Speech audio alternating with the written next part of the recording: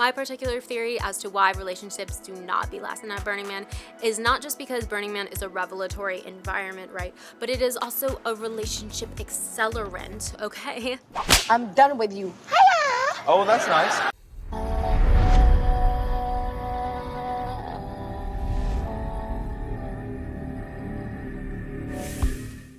Oh boy. The dreaded couples curse gets me every time. I'm scared to face the music. You'll see it everywhere you look. Around every corner, every bend, on every block. I'm freaking out, man! The explosive breakup, the waterworks, the drama, the theatrics. It might be the one thing that you can't avoid at Burning Man. At least, you can't avoid running into it. Just like I planned. You got very lucky this time. Don't push it! So, today I will be breaking down my top 5 ways to avoid the couples curse and overall detrimental, ill-fated relationship ends at Burning Man, whether that be couples, besties, whoever. Everything I'm going to say today, this video is coming from someone who has met the ill-fated end of relationships at Burning Man myself. We have a problem! Today, we are going to dive into how you can avoid or at least curb the effects of the Burning Man couples curse. Something that is very real, very real. I mean, as real as curses can get. Ladies and gentlemen, we have problems! This video, we're gonna keep it light. Nothing too serious, but yes, don't make the mistakes I did, folks. Please. Please don't make the mistakes I did. Me, myself, I am a burner. My name is Chrysanthus, and if you're new here, welcome. We're a realm dedicated to psychedelics and sacred plant medicine, all about demystifying and destigmatizing the trip. And the trip includes psychedelic and sacred plant medicine events and celebrations, low-key like Burning Man. Not officially off the books for now, but low-key like Burning Man. Yes. You can't legally trip at Burning Man. It's not like some magical place where the law doesn't apply, but to me it is a huge part of psychedelic culture, off the record.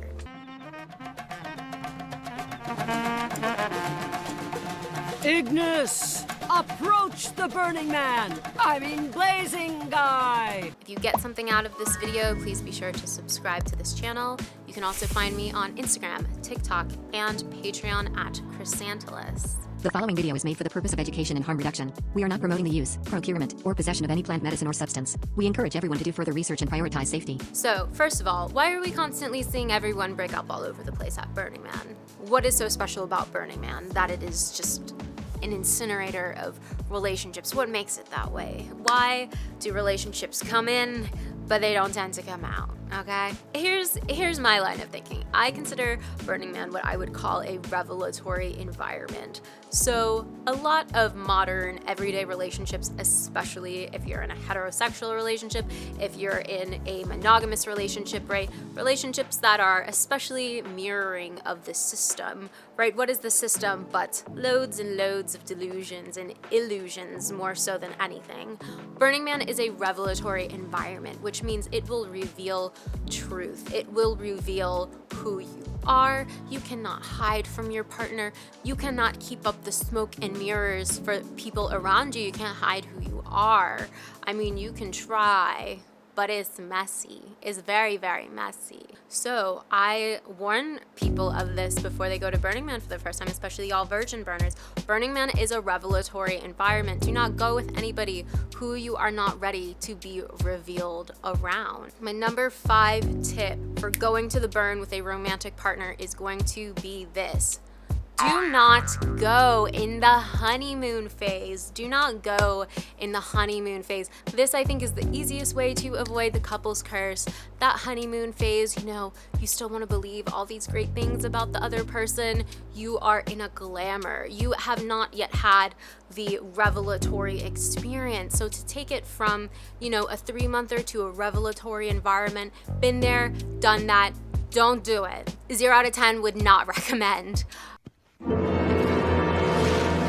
I consider the honeymoon phase to be anywhere between like 10 to 14 months, right? If you have not had your first big argument or falling out, or maybe you haven't had any arguments yet, yes, things very much come to a head and have the tendency to balloon and build up on each other at Burning Man. If you are someone like me who's relatively conflict avoidant, like I am not that drama girl, I'd rather just sit peacefully and quietly and eat my porridge. Burning Man is not necessarily the best place to experience conflict, which you will experience some form of conflict. I mean, it doesn't have to necessarily be big. It could be as little as someone like trying to give you a hug without your permission. Not cool. Don't do that, y'all. Ask if you can get a hug beforehand. But yeah, if you've never gotten in a fight or an argument or whatever with this person and you are still in that wide-eyed, like Gaussian blur, like honeymoon phase, do not take them to Burning Man. My number one tip is going to be a way around both of y'all being able to get to Burning Man, but not necessarily going together. Like, yeah, don't go together with a new relationship. It's just like, it's not worth it. My particular theory as to why relationships do not be lasting at Burning Man is not just because Burning Man is a revelatory environment, right? But it is also a relationship accelerant, okay? I'm done with you. Oh, that's nice.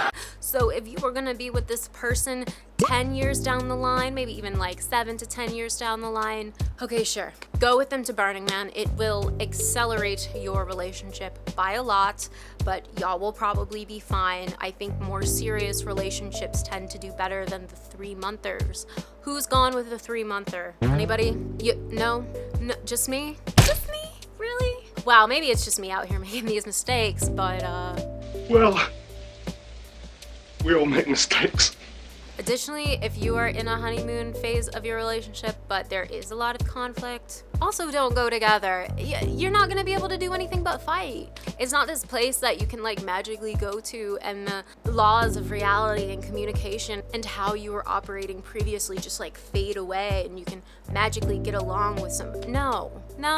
I have had conflict with basically everybody that I have gone to Burning Man with, and I've only gone to Burning Man twice, right? But during that time, I didn't know the people that I was going with like for over a year. And that's what I would say. Like, know these people for at least a year, preferably longer, to a more serious capacity would be my recommendation. And if not, if you don't have that stuff lined up, but you still really want to go with a partner, go under the assumption that it's okay if y'all break up. Like, have acceptance for that beforehand. Not saying that you necessarily will, but studies have shown. The numbers don't lie. Number 4, have a very real talk before you go to Burning Man with your partner. Make sure to get everything out of the way. Is there something that you've been avoiding talking about? Have they come over to your house and every time left before doing the dishes or offering to help in any kind of way? Are there any kind of like little nitpicky things that make you feel maybe you're not being valued as you should be? I think these would be the conversations to have, maybe even with the couples therapist or some sort of professional present. Just get all that stuff out of the way before you go to Burning Man, because that stuff will come up. Like, it will bubble up so fast. You will be building your tent with someone and then out of nowhere, that stuff just comes up. Trust me, I have been there before. And again, this isn't for all couples, but studies have shown. Number 3, this is sort of in the same vein of having the conversation, so maybe this could be part of your conversation, but set expectations, okay? A lot of where people get in trouble in Burning Man is that there is a large non-monogamous / polyamorous community out there. There is a large sex-positive community out there. If that is not you, if that is not your girl, if that is not your boy, you're they, them, do not forego a conversation of setting expectations, because so many monogamous couples go to Burning Man, one of them steps out. It's like having a chocolate allergy and going to see Willy Wonka. Like, bring an EpiPen or something, strategize or something, because if you are in a relationship where fidelity is a do not go to Burning Man. If you were in a relationship where honesty is a problem, if you were in a relationship where like substances are an issue, like I can give you so many examples. If you are not in a healthy relationship, or at least one where you can be honest and have those conversations. Like, y'all, Burning Man is not the place to be. I've had much more success being like a solo burner than like burning as a couple. I mean, you'll just see people who you thought were like so had it together that they don't necessarily have it together, or people you have made preconceived notions about, that those notions were wrong, you know? For the male attractive of y'all, I've seen people, men especially, be very, very, very irresponsible with mixing substances and having hangovers every morning and every day, and then they just can't experience the burn. Hey y'all, quick interjection right here. I am speaking specifically from my experience in being at Burning Man and being in relationships. I am not saying any of this to shame anybody for where they are at in their experience of substance use disorder. For me, I'm just saying that this is something that is very real, that can and will affect your ability to be present with another person. And that is what this entire video is about. It's about, are y'all vibrating on the same frequency when it comes to this? And for me, in my experience, I've gone out to Burning Man with folks who are not on the same frequency as me in terms of prioritizing harm reduction, in terms of substance use, in terms of a bunch of different stuff, and to not find that out until you get to Burning Man. It's not the best thing for your mental health. So have these conversations beforehand. And this is not to judge anybody. This is just keeping it very real with my experiences, specifically of men and how they behave at Burning Man. And it can get dangerous. So please just be careful, especially if you're gonna be around one of these guys. And something I forgot to mention is to put some boundaries in place in the event that you are not in alignment with somebody else on this. For example, not sharing space while they are partaking, or sharing space while they're partaking, but not while they're in that kind of hangover space. It really depends on how much work you want to put towards care and emotional labor of this other person. For me personally, I've had to dig into my burn and my experience in a way that I was promised it would not. So just have those conversations ahead of time. And if you're fine taking care of somebody else in that way, please just make sure you are also taking care of yourself. Seeing the way that people act in the faces of a lot of challenges and when presented with a bunch of opportunities, it could be a very big turnoff to come out there with somebody and then all of a sudden they are in a hangover as soon as the sun rises. I don't even really want to look at him. And the only time they're really up is when you need to go to sleep. Everybody, we're all in different parts of our journeys and stuff like that. So if you know that this is an issue or a place where you butt heads, if you are also that hangover girl, that's completely fine and that's all good. If y'all are both having your hangovers together, that's all good.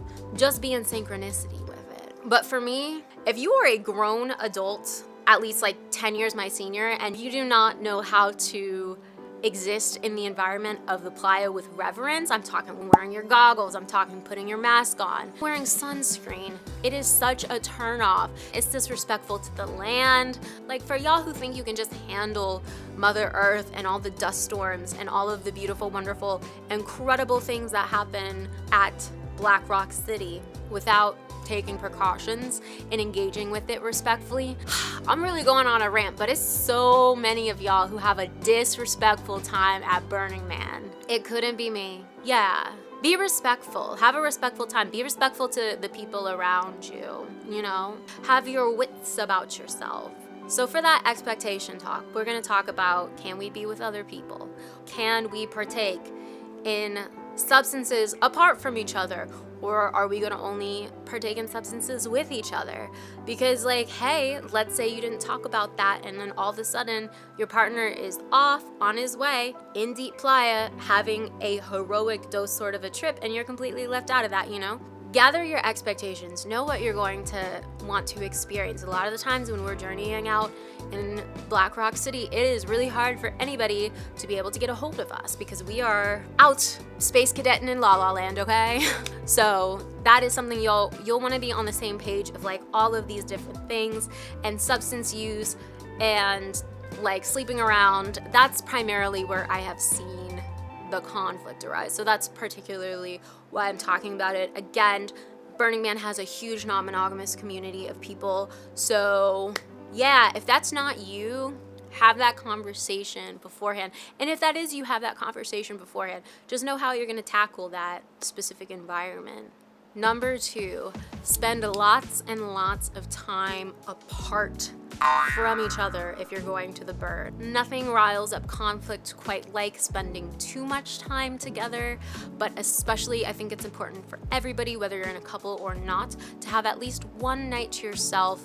Hopefully, like, you get to go to Deep Playa and go arting around, drink some of that midnight miso soup, riding on your bike, you know, but experience enough of Burning Man by yourself without your partner. I think that's a really solid way to kind of curb the couples curse, because a lot of the times what we see is people who are just living on top of each other, and like the conflicts build and build and build, and you know, it's all of the little things that just compile and end up in these blow up fights. So yeah, spend as much time as you can healthily manage to apart from each other. Maybe do your agenda, your iBurn planning, like your app planning together, see what you want to go to together, and just have a more realistic expectation that you're not going to want to spend the entire burn together, because it's an entire week. That's a very long time.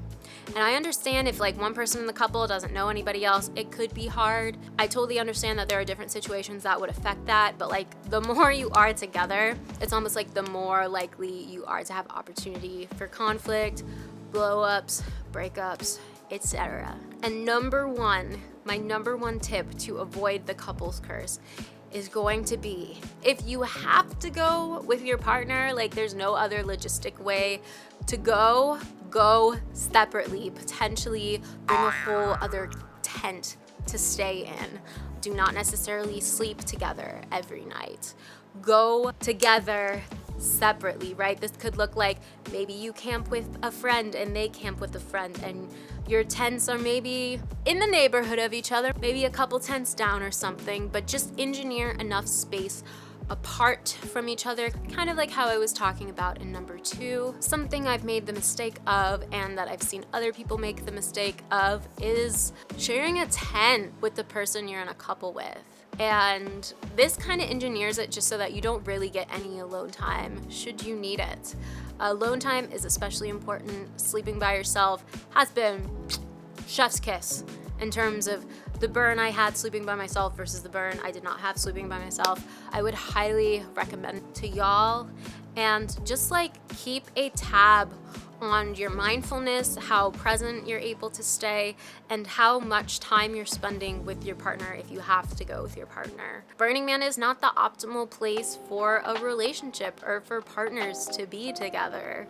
You know, there's the county fair, there's Comic-Con, there's Essence Festival. I could give you so many places where you could go as a couple and be totally fine. Burning Man is not it. But it's time now to talk about what we've learned today. So just prepare to spend time apart, to engineer together time apart, set those expectations, set those boundaries, you know, set those very clear guidelines, because there are going to be surprises. So just know that you already know where you stand on all of those various surprises. It's stressful to think about this. But yeah, here I am. I stressed myself out for y'all's entertainment. I hope you can take some of these tips and maybe send them to some virgin burner couple friends you might have. If you got a kick out of this video, please subscribe to my channel. I have merch available on my Threadless and a new soft launch Patreon. You can also find me at Chrysanthus on Instagram and TikTok. And yeah, fellow burners, what advice do you have for couples at Burning Man? I would say, you know, dial up the communication, dial up the time spent apart, and dial back the engineered time spent together. That is what I would say. Let me know what you would say. And as always, have a lovely burn. I will see y'all out in the dust. And don't forget to keep it trippy.